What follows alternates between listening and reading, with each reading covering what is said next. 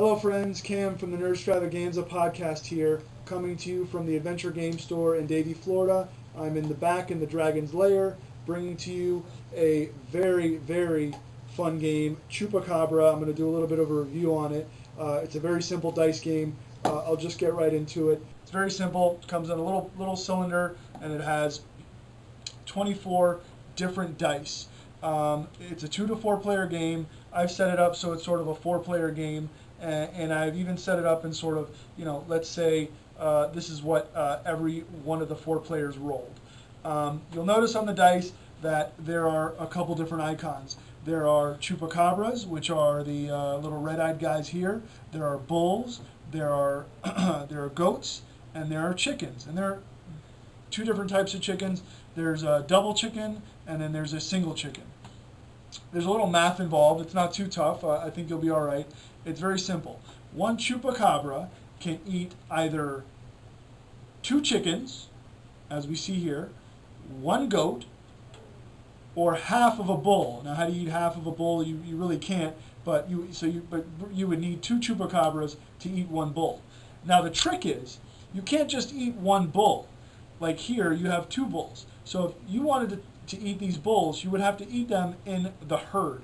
So basically, you have to take out a whole herd with your Chupacabras. So you would need 4 Chupacabras to defeat these 2 bulls. Now, same goes with goats. If there are 3 goats, you're going to need 3 Chupacabras. If there are 4 chickens, you're going to need 2 Chupacabras, and so on. So let's set it up, and let's go through and see how a normal round would go. First, you have this guy who's player 1. He has 3 Chupacabras. So he wants to maximize the amount of dice he gets, because whatever you eat then will go into your pile. So he's going to look around and see what's my best option. I can go here, and with my 3 Chupacabras, I can't eat this whole herd because I don't have 4. I could eat these 2, but that really doesn't maximize me either. Then he looks over at this player and says, wow, 3 chickens. I can get 3 dice for my Chupacabras. So he put his 3 Chupacabras over here with the 3 chickens that he ate, and those are gone. Then play would go clockwise. It's this player's turn. He's got 2 Chupacabras. He's going to look around. Obviously, he can't defeat these bulls. He can look over here, though. He can take out this herd of goats here, or he can go over here and take out one of these goats. But he wouldn't want to do that because he would be wasting a Chupacabra, because he can't take out all 3 of these chickens with 1 Chupacabra. And he can't take out this goat and these 2 goats because he doesn't have more than 2 Chupacabras. So his best option would be to take these 2 Chupacabras, add them to his dice pile, move them to the side. Now it's player 3's turn. He's only got 1 Chupacabra. His only option at this point is either this 1 goat, these 2 chickens, or this 1 goat. He probably sees that this player over here has stacked a few dice, so he's going to go ahead and take these chickens. Then player 4's turn. He's last to go. He's going to look around and see, okay, here's one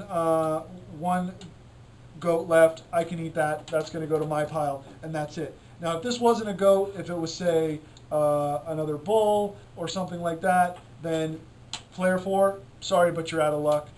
It just so happens that in turn order, you're stuck. So basically then, like I said, all of those dice then go into your pile. You can see player 3 is in trouble. He's only got 4 dice. These other guys have stacked up a little bit, and then everyone re-rolls and does the process all over again. Now, once you lose all of your dice, you're out of the game.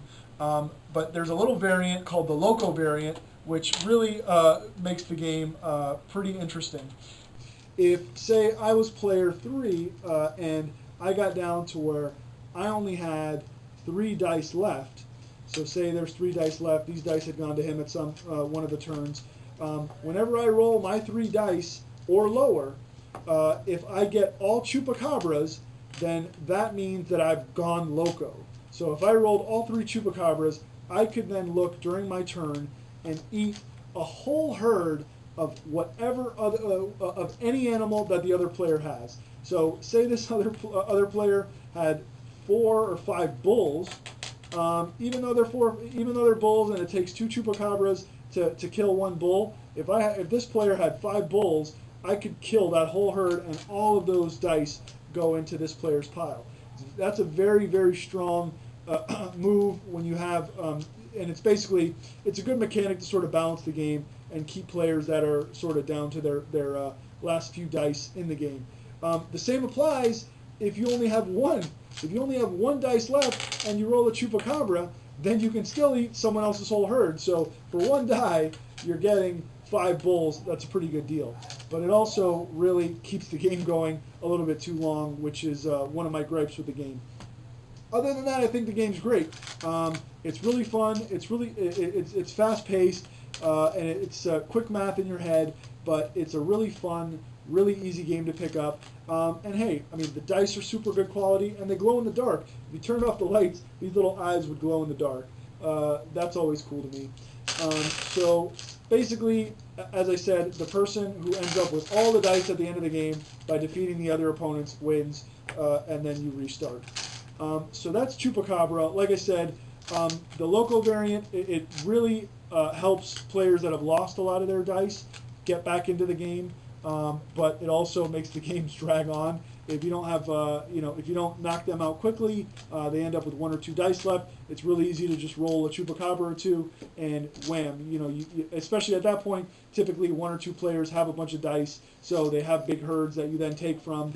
You then take from them, and then you're back in the game, and you keep playing and rolling until someone gets knocked out. So that's my only major gripe with it. Other than that, I think it's great. It's super cheap. It's maybe $10. The dice are really good quality. They're etched. They're painted well. This is my personal game. I've had it for quite a long time. I've played a lot of games with it. Not really showing any signs of wear at all. The only gripe in terms of the packaging would be this. It's just sort of a cylindrical cardboard tube. But there are other variants of the game that come with better packaging that cost a little more. So I can't complain too much. They all fit in this little tube. You can just take them with you wherever you go. It's a light, fun game.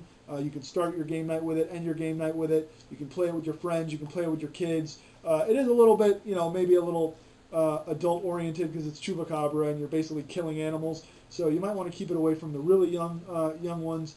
But other than that, I think it's a really fun game. Something you should add to your collection. It's, again, Chupacabra, Survive the Night. It's a Steve Jackson game. Steve Jackson makes a lot of great games. This is one of his lighter ventures. But I would say pick it up. It's definitely Nerdstravaganza approved. Thank you, fans, for joining us for another Nerdstravaganza Reviews. If you'd like more Ganza goodness, why not subscribe to our channel?